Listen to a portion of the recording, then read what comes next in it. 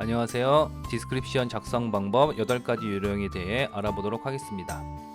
우리가 기획을 할 때 설계 화면의 내용을 더욱 명확하게 작업자에게 전달하기 위해서 디스크립션이라는 영역을 만들어서 이 영역의 기능을 글로 설명을 하는데요. 디스크립션 작성의 핵심은 디자이너, 퍼블리셔, 개발자가 자신이 해야 할 업무를 얼마나 잘 이해할 수 있는가이기 때문에 내가 이해하는 그런 기준이 아니라 작업자, 이 문서를 보는 작업자가 이해할 수 있는 기준으로 내용에 오해가 없도록, 그리고 명확하게, 좀 더 나아가서 추가 질문이 필요 없을 만큼 상세하게 작성을 해야 됩니다.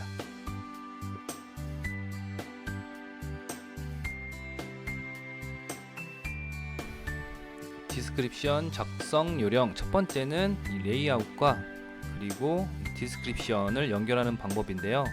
연결을 할 때는 제가 이제 이렇게 예시로 해놓은 것처럼 숫자 아니면 알파벳 아니면 한글 자음 등으로 연결을 할 수가 있습니다. 연결을 한다는 것은 설계된 이 UI와 그리고 디스크립션 설명을 매칭을 시킨다는 뜻이고요.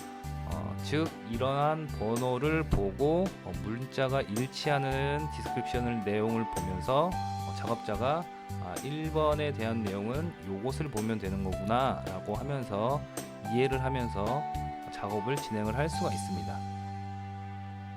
앞서 레이아웃과 그리고 디스크립션을 연결하는 방법이 숫자, 알파벳, 한글 자음 등으로 이제 연결을 할 수가 있다라고 설명을 드렸는데요. 저는 개인적으로는 숫자가 가장 편하고 뭔가 직관적이고 작성하기도 빠르고 해서 숫자가 가장 편하기 때문에 여러분께도 숫자로 이렇게 넘버링을 하시는 것을 추천드립니다. 그리고 디스크립션을 작성할 때는 화면의 기능을 특정 단위로 그룹을 만들어 정의를 해야 가독성이나 이해가 쉽기 때문에 특정 기능 단위로 그룹 번호를 만들어주고 기능 안에 속한 UI의 번호를 1-1, 1-2, 1-3 이렇게 이제 정의를 해주시면 됩니다. 그래서 1-1을 보면은 1번에 속한 기능이구나 라고 이제 알 수 있도록 말이죠. 2번 같은 경우, 2번에 이제 이 게시 목록 같은 경우에도 번호, 제목, 작성자, 작성일 이렇게 하위에 이제 넘버링을 해 주어야 되는데 제가 설명을 위해서 이거는 이제 생략된 상태고요. 원칙대로 하면 다 넘버링을 해주고 각각의 사항들이 2번 하위로 2-1, 2-2, 2-3 이렇게 다 정의가 되어야 합니다. 그리고 이 번호는 설계 화면과 디스크립션의 내용을 연결만 시켜줄 뿐이고 숫자가 크거나 작다라고 해서 뭔가 특별한 의미를 갖고 있는 건 아닙니다. 단순하게 1번이면 1번, 2번이면 2번을 이제 매칭 시켜주는 역할을 할 뿐인 거죠. 그래서 꼭 1번 다음에 2번, 2번 다음에 3번 이렇게 순서대로 작성을 하지 않고도 뭐 예를 들어서 2번을 건너뛰고 3번, 여기에 4번, 그리고 여기에 5번 이렇게 넘버링을 하고 마찬가지로 3번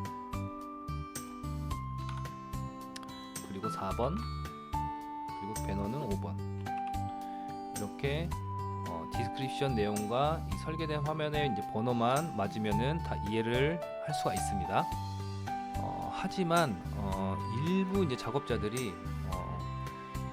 조금 디테일하신 분들이 계세요. 그런 분들은 1번 다음에 2번이 없네? 왜 2번이 없는지를 이제 그 기획자분에게 이제 물어보는 그런 경우도 있습니다. 그렇기 때문에 어떻게 보면 그런 바쁜 와중에 이제 그런 질문들은 굉장히 좀 불필요한 커뮤니케이션이거든요.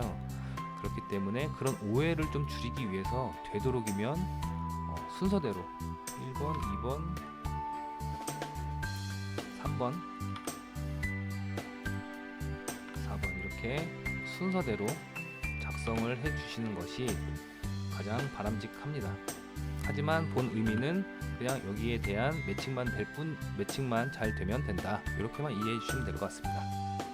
그래서 이렇게 작성된 사항은 디자이너, 퍼블리셔, 개발자가 설계된 레이아웃 번호와 일치하는 디스크립션 내용을 찾아서 확인하면서 이제 개인 업무를 이제 진행하게 됩니다.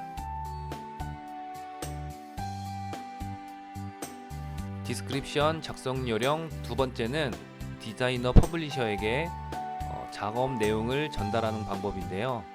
디자이너, 퍼블리셔에게 특별히 전달할 내용이 있다라고 하면 이렇게 하단에 별도의 공간을 만들어서 디자인 요청사항 또는 퍼블리싱 요청사항 이렇게 작성을 해 두시면 좋습니다. 이렇게 작성하는 이유는 디자인 퍼블리싱에 관한 내용이 이 본문에 섞이게 되면 찾기가 어렵기 때문인데요.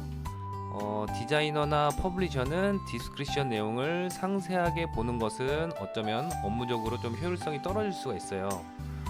그 이유가 뭐냐면 우선 정독하기에도 시간이 많이 부족하고, 그리고 대부분의 내용이 다 개발에 관련된 내용이기 때문에 화면이나 사이트가 어떤 형태로 흘러가는지 정도의 수준으로만 디스크립션을 확인합니다. 그렇기 때문에 각 작업자가 디스크립션 내용을 놓치지 않도록 디자이너, 퍼블리셔에게 전달하는 디스크립션 별도 공간을 이렇게 만들어서 작성해 놓으면 아무래도 찾기가 조금 쉽겠죠?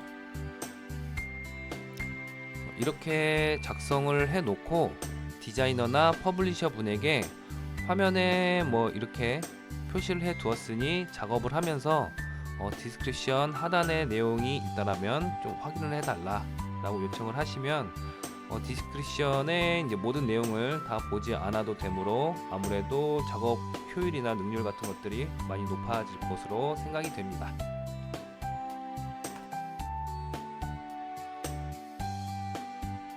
디스크립션 작성 요령 세 번째 사항은 기능을 설명하는 방법입니다. 기획자가 프로그램이나 퍼블리싱에 대한 지식이 있다면 어떤 작업을 진행해야 하는지 직접 디스크립션에 설명하면 됩니다. 예를 들어 드롭다운을 정의를 할 경우 드롭다운을 클릭을 했을 때 나오는 목록들을 옵션 값으로 정의를 해 주시면 됩니다. 나오는 옵션 값이 제목, 내용, 그리고 제목, 그리고 내용 이렇게 정의를 해 주시고, 그리고 화면을 진입했을 때 기본적으로 선택되어야 하는 사항을 셀렉티드로 지정해 주시면 됩니다.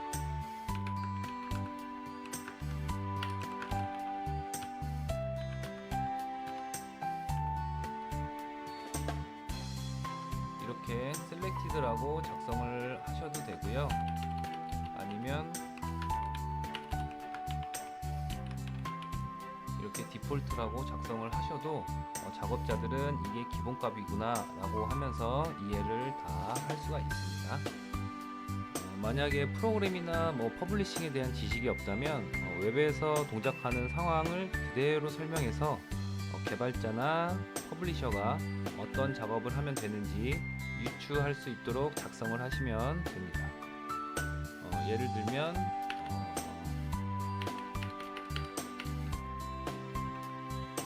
클릭 시 제목,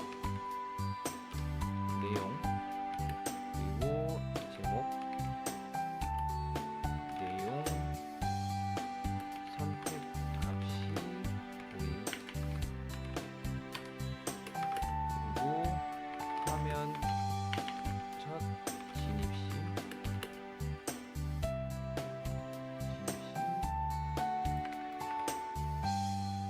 제목 내용이 선택된 상태, 이렇게만 정의를 해 주셔도 충분합니다. 여기서 중요한 것은 화면에 대한 상황 묘사가 아주 정확하게 설명이 되어야 한다는 것인데요. 클릭 시 상황과 동작을 최대한 세분화해서 모두 설명을 해 주어야 합니다. 그래야 화면도 매끄럽게 흘러가고 누락되는 상황 없이 모두 다 개발이 될 수 있기 때문입니다. 예를 들어 3번의 등록 버튼의 경우 이용자가 로그인을 한 경우와 하지 않은 경우를 구분을 하거나 로그인을 하지 않은 이용자에게 노출될 컨펌의 각각의 버튼을 클릭했을 때 어떻게 상황이 진행되어야 하는지 정확하게 묘사가 되어야 합니다.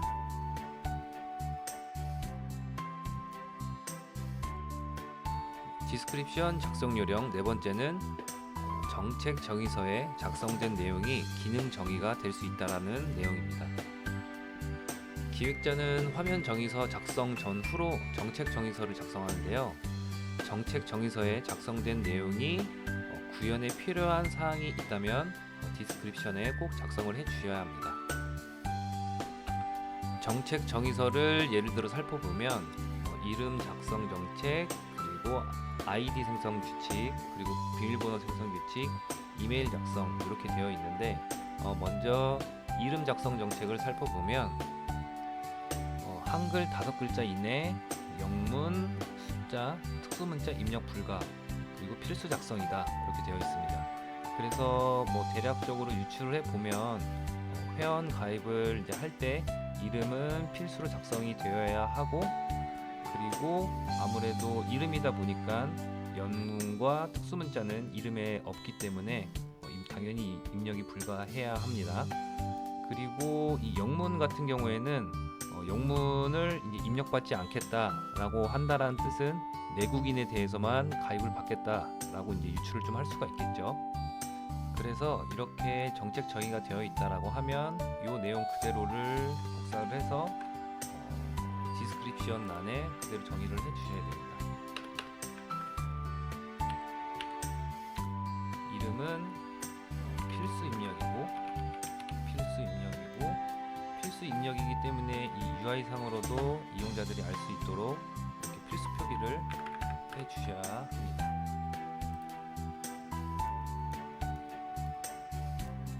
넘버링도 표기를 하고요. 그리고 내용에는 정책 그대로를 작성을 해주시면 돼요. 한글 5글자 이내 입력, 그리고 한글 5글자 이내 입력이라고 되어 있기 때문에 한글 5글자 이상 입력을 했을 경우 어떻게 개발자가 처리를 해야 되는지도 함께 정의를 해 주셔야 합니다. 저 같은 경우에는 한글 5글자 이상 입력되지 않음 이렇게 정의를 합니다. 글자 수를 제한하는 방법에는 크게 한 3가지 정도가 있는데요. 첫 번째는 이렇게 한글 5글자 이상 입력되지 않는 방식이 있고, 두 번째는 이용자가 타이핑을 하게 되면 원하는 대로 다 입력 값을 다 받고 그 다음에 다른 필드를 클릭을 했을 때 얼럿을 띄워주는 방식. 예를 들어서 여기에 10글자를 이름 필드에 10글자를 입력을 하고 아이디 입력 항목으로 이동을 딱 했을 때 그때 얼럿을 이렇게 노출을 시켜줍니다. 얼럿 내용으로는 최대 5글자까지 입력이 가능합니다. 이런 형태의 문구가 노출이 되겠죠. 그리고 얼럿의 확인을 누르면 다시 이제 10글자를 입력을 했다라고 하면 5글자만 남겨놓고 나머지는 이제 삭제 처리하는 방식이 있고, 세 번째 방법은 입력 필드가 총 이게 4개의 필드가 있는데 이 4개의 필드를 모두 입력을 한 다음에 여기 하단에 확인 버튼을 누를 때 이제 밸리데이션 체크를 하게 됩니다. 밸리데이션을 체크를 하면서 이제 최대 글자 수가 맞는지를 이제 확인하면서 역시 10글자로 입력이 되어 있으면 이름은 최대 5글자까지 입력이 가능합니다 라는 얼럿이 노출되고, 확인 버튼을 누르면 두 번째 사항과 마찬가지로 5글자만 남겨놓고 나머지 글들은 나머지 입력 문자는 다 삭제하게 되는 형태로 기획을 할 수가 있습니다. 그런데 최근에는 제가 설명드린 총 3가지 방법 중에서 두 번째, 이용자가 입력을 마치고 다른 필드를 클릭할 경우 얼럿을 노출하는 방식, 그리고 세 번째, 입력 필드를 모두 입력을 하고 하단에 이제 확인 버튼을 누를 때 확인하는 방식, 이 2가지 방식은 거의 사용하지가 않아요. 그 이유는 아무래도 사용성 때문인데요. 이용자가 오입력하는 사항을 바로바로 알려줘서 바로바로 이용자가 교정할 수 있도록 안내하는 게 사용성을 높이는 방법이기 때문입니다. 그래서 이제 한글 5글자 이내 입력, 5글자 이상 입력되지 않음 이렇게 이제 정의를 하고 필수 입력은 상단에 이제 필수라고 표기를 했고 그리고 UI 상으로도 필수 표기를 했기 때문에 요 내용은 삭제를 해주셔도 되고요. 그리고 영문, 숫자, 특수문자 입력 불가 이 문구도 있는데 이 문구 같은 경우에는 그대로 남겨놓는 것이 좋습니다. 그 이유는 이 문구가 없는 경우 이 한글 5글자 이내 입력이라는 요 정의가 좀 명확하지가 않기 때문인데요. 의심이 많은 개발자들은 이런 질문을 할 수가 있습니다.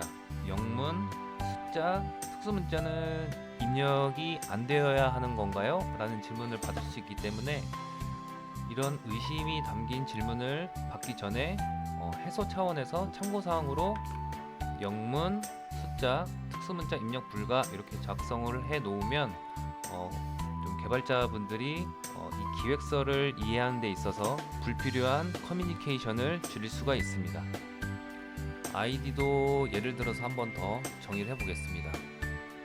아이디 생성 규칙을 보면 중복 확인이 진행되어야 하고 그리고 영문, 숫자, 영문과 숫자 조합으로 6자에서 20자 이내로 아이디를 만들 수 있다 이렇게 정의가 되어 있고요. 그리고 대소문자 구별 그리고 한글 특수문자 사용 불가 이렇게 정의가 되어 있는데요. 대소문자 구별을 한다는 것은 대문자 A와 그리고 소문자 A를 다르게 구별한다는 뜻입니다.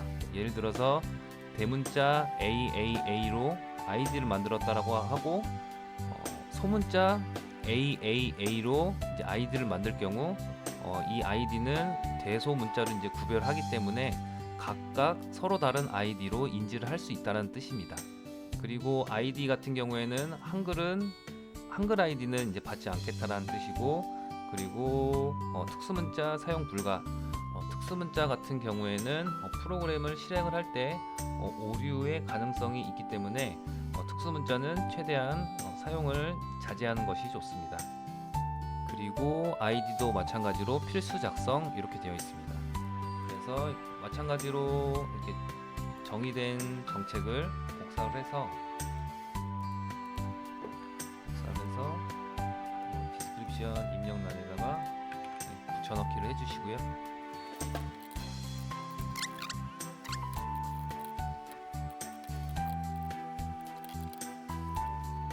이렇게 대략적인 정의를 작성을 해 놓습니다. 그리고 이름과 마찬가지로 이 아이디도 최대 글자 수 20자가 이렇게 정해져 있기 때문에 추가로 정의를 해 주셔야 되겠죠.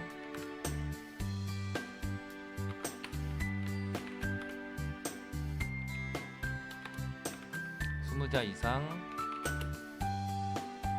입력되지 않은 이렇게 정의를 해 주시고요. 그리고 입력이 불가능한 문자를 참고사항으로 또 이렇게 작성을 해줍니다. 한글 특수문자 사용 불가 이렇게 해주시고 또 한 가지 정의는 별도로 대소문자를 구별한다라는 정의도 별도로 해주시는 게 좋습니다. 그 이유가 한글 특수문자 사용 불가 요 정의는 이 아이디를 입력을 할 때 입력의 불가능하게끔 개발할 때 이제 사용될 수 있는 것이고 대소문자 구별의 경우 어떤 이용자가 이미 대문자 AAA라는 아이디로 가입된 경우 신규로 가입하는 이용자가 소문자 AAA로 입력을 하고 중복 확인을 했을 때 사용 가능한 아이디로 체크할 수 있도록 프로그래밍이 되어야 되기 때문에 이렇게 별도로 작성을 해 주셔야 합니다. 그리고 이 아이디의 경우 중복 확인을 진행을 할 때 입력된 값의 유효성도 좀 어느 정도 체크를 해 주어야 하는데요.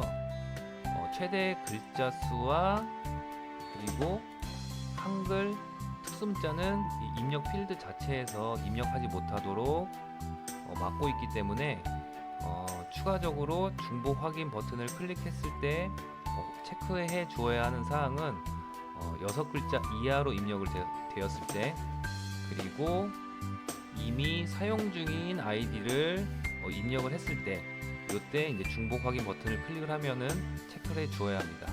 그리고 이용자가 사용할 수 있는 아이디를 입력을 하고 중복 확인을 클릭을 했을 때 사용할 수 있는 사용 가능한 아이디입니다 라고 얼럿으로 표기를 해주면 됩니다. 이 사항을 정의를 하면 다음과 같이 정의를 할 수가 있습니다.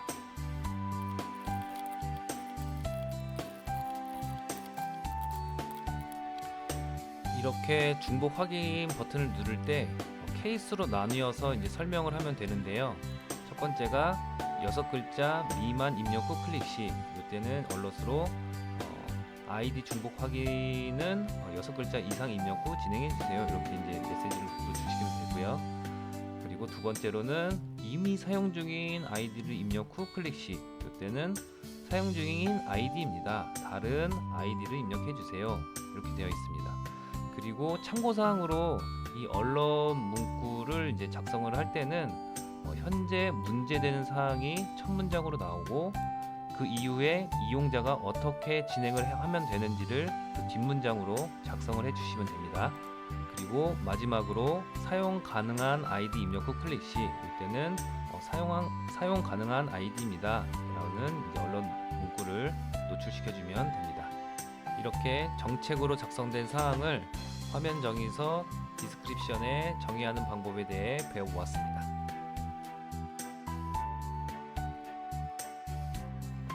다섯 번째, 연결 화면 정의 방법에 대해 알려드리겠습니다. 쉽게 클릭 시 연결되는 화면을 정의하는 방법인데요. 연결 화면을 정의하는 방법은 상황에 따라서 크게 세 가지 정도로 구분을 할 수가 있습니다. 첫 번째, 구현 중인 내부 사이트로 연결하는 경우랑, 그리고 두 번째, 구현이 완료된 내부 사이트로 연결하는 경우, 그리고 세 번째, 이 내부 사이트랑은 상관이 전혀 없는 외부 사이트로 연결하는 경우, 이렇게 세 가지 방법으로 구분을 할 수가 있습니다. 첫 번째, 구현 중인 내부 사이트로 연결하는 경우인데요. 사이트가 아직 구현 중이기 때문에 화면에 진입할 수 있는 URL이 없는 상태입니다. 그렇기 때문에 메뉴상의 화면 경로와 그리고 화면 정의서의 ID를 작성을 하시면 됩니다. 예를 들어 이 등록 버튼을 정의를 하는 경우, 등록 버튼을 클릭을 했을 때 화면 경로를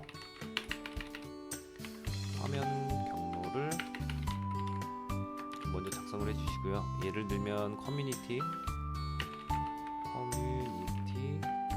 글 등록 화면으로 가야 되겠죠. 등록 버튼이니까 글 등록 이렇게 작성을 해주시고, 그리고 참고사항으로 화면 아이디,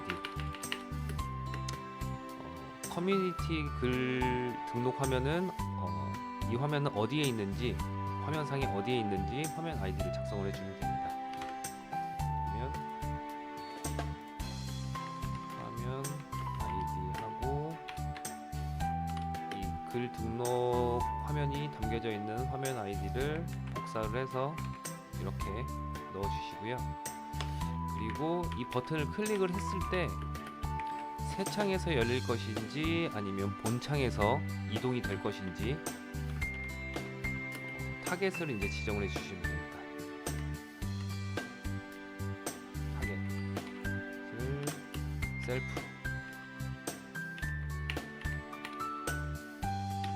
셀프 이렇게 정해 주시면 됩니다. 요 타겟은 화면으로 어떻게 이동을 할 것인지를 정하는 것인데요. 새로운 브라우저에서 화면을 열 것인지 아니면 지금 보고 있는 브라우저에서 화면을 전환할 것인지를 정하는 겁니다. 새로운 브라우저에서 화면을 열리는 것을 우리는 블랭크라고 이제 타겟을 정해 주시면 되고요. 그리고 본 화면에서 전환하는 것을 셀프라고 이제 정의를 해 주시면 됩니다. 요거는 블랭크랑 셀프는 타겟을 이제 줄 때 값을 이제 보통 이렇게 두 값만 주기 때문에 이 두 개는 외워 두시면 아주 그 기획을 할 때 유용하게 활용하실 수가 있습니다. 그리고 두 번째, 구현이 완료된 내부 사이트로 연결하는 경우. 구현이 완료된 내부 사이트이기 때문에 화면을 진입하는 그 URL이 생성된 상태입니다. 그렇기 때문에 마찬가지로 화면 경로 그대로 작성을 해주시고, 화면 아이디는 굳이 필요가 없을 것 같아요. 이미 다 구현이 완료되기 때문에. 그래서 이 화면을 진입할 수 있는 경로를 작성을 해주시면 됩니다. 예를 들면 글 등록 화면의 그 URL 경로가 요거다 라고 하면은 이렇게 이제 작성을 해주시고, 화면 아이디가 아니라 얘는 URL이겠죠. URL 작성을 해주시고, 그리고 이 경로가 본 화면의 URL이기 때문에 굳이 도메인은 작성을 안 해주셔도 다 개발이나 뭐 퍼블리싱 하시는 분들이 다 인지를 하기 때문에 그냥 뒤에 경로만 이렇게 작성을 해주셔도 됩니다. 그리고 마찬가지로 얘를 클릭을 했을 때 새 창에서 열리는지 아니면 본 창에서 이동하는지 타겟을 동일하게 지정을 해주시면 됩니다. 그리고 간혹 내부 사이트에 이제 화면을 연결하는 경우라도 꼭 타겟을 셀프로 지정을 하지 않는 경우도 있습니다. 예를 들면 화면을 보다가 어떤 로그인이 필요한 화면에 접근할 경우 로그인 화면을 띄울 때나 아니면 커머스 쇼핑몰에서 목록과 상세 화면을 뭔가 반복해서 보는 경우, 예를 들면 목록 화면을 클릭을 하면은 상세 화면으로 이동이 되는데 다시 이제 그 목록 화면으로 빠져나오려면 뒤로 가기나 목록 확인 버튼을 이제 클릭을 해서 이제 목록 화면으로 이제 다시 돌아오게 되는데, 이런 경우가 좀 불편하기 때문에 목록에서 상품을 클릭을 하면 아예 새 창을 띄웁니다. 새 창을 띄우고 새 창이기 때문에 다시 이제 목록 화면으로 돌아가기 위해서는 그냥 새 창을 닫으면 되기 때문에 오히려 이게 좀 더 사용성이 좋다라고 판단되는 경우 타겟을 블랭크로 설정을 하셔도 됩니다. 세 번째, 외부 사이트로 연결하는 경우. 외부 사이트로 연결한다는 것은 지금 보고 있는 사이트가 아니라 다른 사이트로 연결한다는 뜻이고요. 예를 들면 어떤 사이트에 특정 사이트를 홍보하기 위해서 배너가 있는 경우 그 배너를 클릭을 했을 때, 아니면 이 사이트와 관련이 있는 다른 사이트, 회일리 사이트라고도 많이 하는데 그런 이제 관련이 있는 다른 사이트로 이동을 시킬 때 연결하는 방법입니다. 이 연결하는 방법에 대한 정의도 등록 버튼을 클릭을 했을 때 정의하는 방법과 매우 흡사합니다. 예를 들면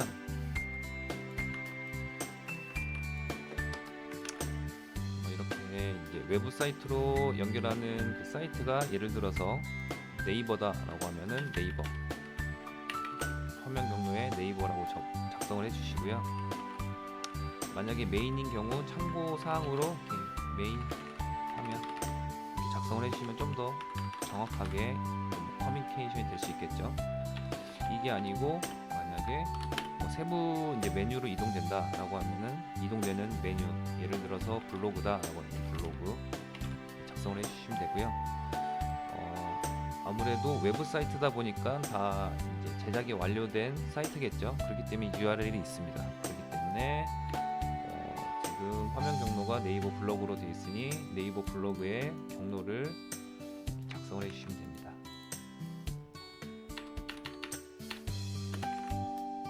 작성을 해주시면 되고요. 타겟은 외부 사이트로 연결을 하는 거기 때문에 블랭크로 지정을 해주시면 됩니다. 블랭크는 새로운 브라우저를 열어서 새로운 사이트를 연결시킨다 라는 뜻입니다.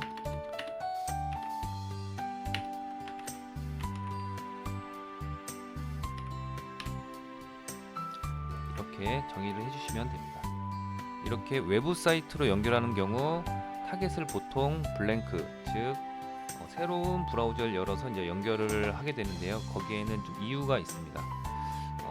첫 번째 이유는 현재 보고 있는 사이트와 다른 사이트라는 것을 사용자에게 인지시켜주기 위해서라는 이유가 한 가지가 있고요. 그리고 또 한 가지 이유는 본 사이트의 보던 내용을 유지시켜주기 위해서입니다. 또 한 가지 이유는 화면 이탈률을 줄이기 위해서인데요. 아무래도 보던 사이트가 없어지게 되면 당연히 이제 화면을 이탈하게 되는 거고, 이탈한 그 이용자가 뭐 다시 이제 보던 사이트로 돌아온다는 보장도 없기 때문입니다. 그런데 이 부분은 조금은 그 모호한 면이 있어요. 왜냐하면 이탈률이 그렇게 이제 좀 걱정이 된다라고 하면 아예 이 화면 자체를 이제 구성을 할 때 외부로 이동되는 그런 기능들, 뭐 배너 등등을 아예 넣지 않는 게 더 정답이지 않을까라고 생각이 들기 때문이거든요. 뭐 아무튼 뭐 이렇게 연결 화면 정의 방법에 대해서 알아보았습니다. 여섯 번째, 얼럿이나 컨펌을 화면 정의서에 표현하는 방법에 대해서 알아보겠습니다. 크게는 세 가지 정도가 있을 것 같고요. 첫 번째는 이렇게 얼럿이나 컨펌을 화면에 이제 직접 설계하는 방법이 있고요. 그리고 두 번째는 얼럿이나 컨펌을 띄워야 하는 경우의 수가 많은 경우 이렇게 표 형태로 정리하는 방법도 있습니다. 세 번째, 얼럿이나 컨펌을 띄워야 하는 경우가 1개에서 5개 정도로 좀 뭐 적다면 디스크립션에 이런 식으로 바로바로 기술하는 방법도 있습니다. 먼저 첫 번째, 얼럿이나 컨펌을 화면에 이제 직접 설계하는 방법은 이렇게 이제 얼럿이나 컨펌에 대한 UI를 설계를 해서 얼럿이나 컨펌 UI 안에 이제 노출되는 문구, 메시지 같은 것들을 작성을 하고요. 연결되는 내용을 디스크립션에 작성하는 방법입니다. 예를 들어서 뭐 검색 버튼을 클릭을 했을 때 검색어를 이제 입력을 하고 검색을 한 경우에는 2번 영역에 목록에 이제 검색 결과를 호출하고, 그리고 만약에 이 검색어를 입력하지 않고 검색 버튼을 클릭을 한다 라고 했었을 때는 얼럿 A를 노출시킨다, 그리고 얼럿 A의 확인 버튼을 누르면 얼럿이 닫힌다, 이렇게 이제 정의를 해주시면 되고요. 그리고 또 한 가지 예를 들어서 이제 컨펌을 노출을 시킨다 라고 했을 경우 3번 버튼 등록 버튼을 클릭을 했을 때 이 등록 버튼이 로그인을 한 경우와 로그인을 하지 않은 경우로 나뉘게 되는데, 만약에 로그인을 했다 라고 하면은 이렇게 커뮤니티 화면으로, 글 등록 화면으로 이동을 할 수 있도록 정의를 해주시면 되고, 그리고 만약에 로그인을 하지 않았다 라고 했을 때는 컨펌을 이제 노출을 시켜서 컨펌의 확인 버튼을 누르면은 어떻게 되는지, 그리고 컨펌의 취소 버튼을 누르면 어떻게 되는지 이렇게 정의를 해주시면 됩니다. 이렇게 화면에 직접 얼럿이나 컨펌의 UI를 구성한 경우는 얼럿이나 컨펌의 수가 많지 않은 경우나 아니면 IT 지식이 없는 전혀 다른 이제 산업 분야의 관련자들에게 화면을 리뷰할 때 이해도를 높이기 위해서 이제 좀 활용하는 방법인데요. IT 실무자들 사이에서는 잘 사용하지 않는 방법입니다. 그 이유가 이미 IT 실무자들은 이제 얼럿이나 컨펌의 UI가 어떻게 구성되어 있는지 충분히 다 알고 있기 때문에 굳이 이제 얼럿은 이렇게 생겼고 컨펌은 이렇게 생겼다라고 말을 하지 않아도 다 알고 있습니다. 그리고 이런 것들이 어떻게 보면은 화면 내에 배치가 되기 때문에 화면이 이제 조금 많이 지저분해질 충분한 요소가 있고요. 그리고 뭐 수정사항 같은 것들이 이제 빈번하게 발생했을 때 여기 화면 내에 이제 얼럿이나 컨펌까지도 이제 같이 다 이제 함께 수정을 해줘야 되는 번거로움들이 있기 때문에 좀 많이 사용하지는 않는 방법이에요. 그래도 제가 설명을 드리는 이유는 리뷰를 할 때 이렇게 이제 얼럿이나 컨펌을 그려서 리뷰를 해야 되는 사항도 있기 때문에 그런 상황에서는 아무래도 이해를 높이기 위해 사용하는 것이 좋기 때문에 제가 설명을 드렸습니다. 두 번째, 경고창을 띄워야 하는 경우의 수가 많다면 이렇게 표 형태로 정리를 하는 것이 좋습니다. 이렇게 표 형태로 작성을 해두면 얼럿이나 컨펌을 띄워야 하는 작업을 하는 개발자가 어느 범위까지 고려를 해야 하는지, 그리고 개발량은 어느 정도 되는지 비교하거나 분석할 수가 있고, 아무래도 양이 많다 보니까 기획자나 개발자가 누락된 내용은 없는지 검토하기에도 표 형태가 아무래도 조금 더 쉬울 것으로 판단이 됩니다. 그리고 참고사항으로 이러한 표를 작성하기 위해서는 경우의 수를 좀 많이 생각을 하게 되는데요. 경우의 수를 생각하기 쉬운 방법은 입력해야 하는 조건의 반대 조건을 생각을 해 보시면 됩니다. 예를 들면 이름 항목이 있는데 이 이름 항목이 필수죠. 필수인데 만약에 꼭 입력을 해야 되는데 입력하지 않은 경우, 이럴 때 또 얼럿을 노출시켜 줄 수가 있고, 그리고 이 아이디 같은 경우에는 무조건 영문으로 입력을 해야 되는데 한글로 입력을 했다 라고 했을 때 그런 경우 또 얼럿을 또 적절한 메시지로 작성을 해서 노출시켜 줘야 되겠죠. 이렇게 그 입력해야 되는 조건의 반대 조건을 이제 계속 생각하다 보면은 꽤 많은 그 경우의 수들이 이제 발견이 됩니다. 그렇기 때문에 한번 이제 그 실무를 하실 때 이렇게 반대되는 조건으로 한번 계속 생각해 보시면서 이 경우의 수를 이제 빠짐없이 생각할 수 있는 훈련을 한번 해보시면 업무에 도움이 되실 겁니다. 그리고 세 번째, 얼럿이나 컨펌을 띄워야 하는 그 경우가 한 개나 아니면 5개 정도로 좀 적은 경우, 그런 경우에는 이렇게 디스크립션 내에 바로바로 작성하는 방법입니다. 이렇게 작성을 하실 때는 UI 상으로 얼럿이나 컨펌에 대한 UI는 없지만 얼럿에 이제 노출되는 메시지, 그리고 얼럿은 이제 확인 버튼 하나가 있죠. 그 확인 버튼을 눌렀을 때 어떻게 액션이 취해져야 되는지 정의를 해주시고, 만약 컨펌이다, 컨펌 같은 경우에는 버튼이 2개가 있죠. 확인과 취소 이렇게 2개가 있는데 각각의 버튼에 대해서 이제 클릭을 했을 때 어떻게 진행되어야 하는지 정의를 해주시면 됩니다.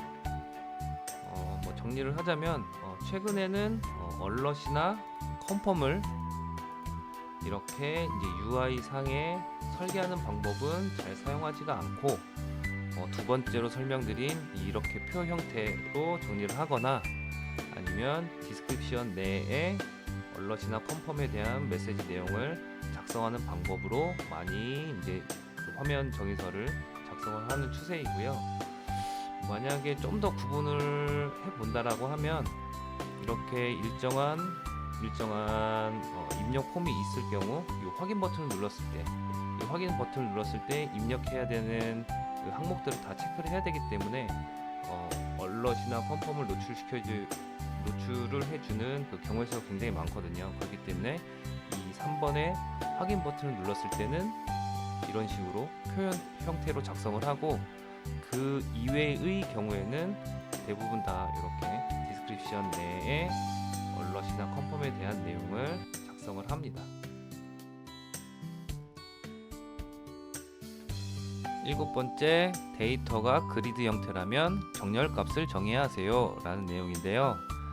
그리드의 경우에는 정렬 값 외에도 정의를 해야 할 것들이 많습니다. 그리드에 보이는 항목들은 당연히 어떤 값을 표기를 해야 하는지 정의를 해야 합니다. 그래서 목록 전반에 해당하는 것과 이 목록의 항목 값을 정의하기 위해서 이렇게 목록 하위로 넘버링을 구성을 하면은 구분지어서 정의를 할 수가 있기 때문에 디스크립션을 조금은 깔끔하게 정리를 할 수가 있습니다. 여기서 특히 목록을 정의를 할 때 기획자분들이 좀 많이 자주 놓치는 부분들이 있는데요. 그리드를 정의를 할 때 꼭 정의를 해야 할 사항에 대해서 알려드리겠습니다. 첫 번째, 이 목록 전반에 관련된 내용 중에 등록된 글이 없는 경우,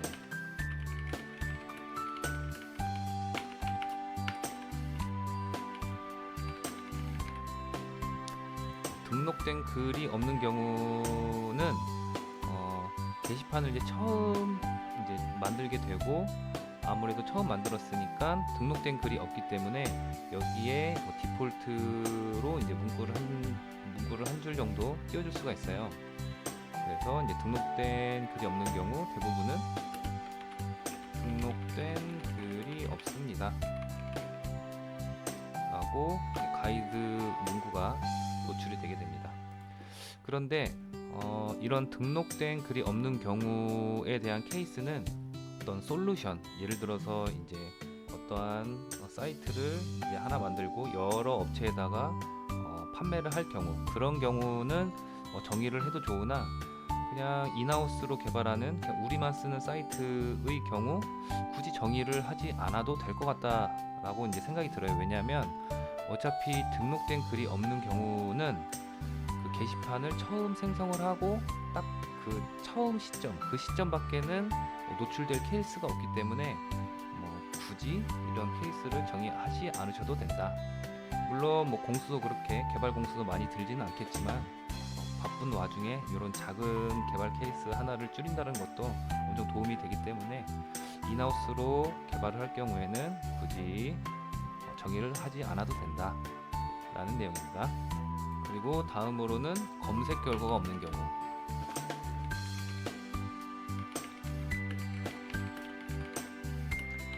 이 등록된 글이 없는 경우와 검색 결과가 없는 경우는 다른 경우죠.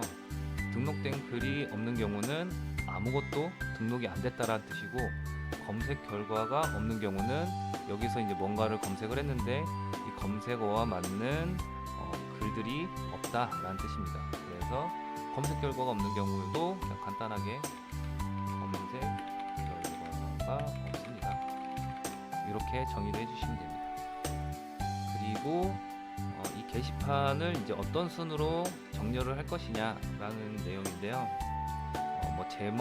제목의 가나다 순으로 정렬을 할 수도 있고, 그리고 작성일, 최근 작성된 글들이 가장 상위에 올라올 수 있도록 정의를 할 수가 있습니다.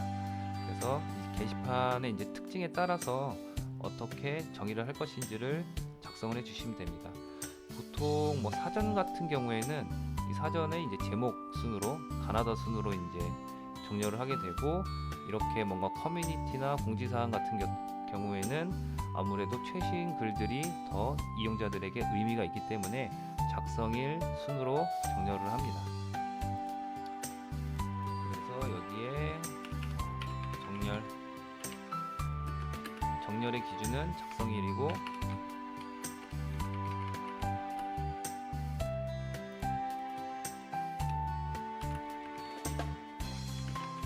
최근 등록순 이렇게 이제 정의를 해주시면 됩니다.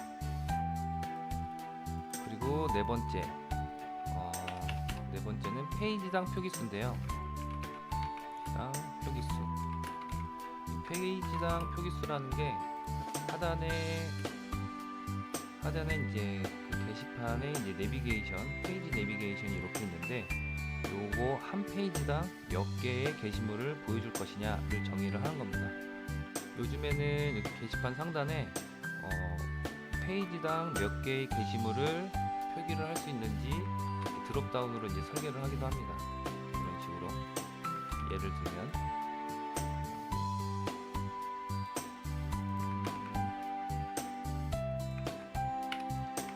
10 이러면은 페이지당 10개씩 보이게 설정할 수가 있는 거고, 드롭다운 펼치면 20, 50, 100 이런 식으로 이제 페이지당 노출 게시물 수를 설정할 수 있는 이런 드롭다운 기능을 이제 설계를 하기도 하는데요.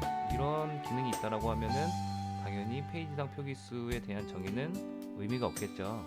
이 정의만으로도 이제 페이지당 표기되는 그 수를 정의를 할 수가 있으니 이 페이지당 표기수는 의미가 없습니다. 만약에 이게 없다라고 하면 간단하게 정의를 해주시면 됩니다. 그래서 페이지당 표기수 지금 현재는 10개로 되어 있으니까 10개 이렇게 정의를 해주시면 됩니다. 그래서 게시판을 정의를 할 때는 이런 번호, 제목, 작성자, 작성일 이런 것들은 이제 눈에 보이기 때문에 기획자분들이 잘 정의를 해주시는데, 눈에 보이지 않는 것들, 등록된 글이 없는 경우, 검색 결과가 없는 경우, 그 정렬, 페이지당 표기수 이런 것들은 눈에 보이지는 않지만 꼭 정의를 해 주셔야 됩니다.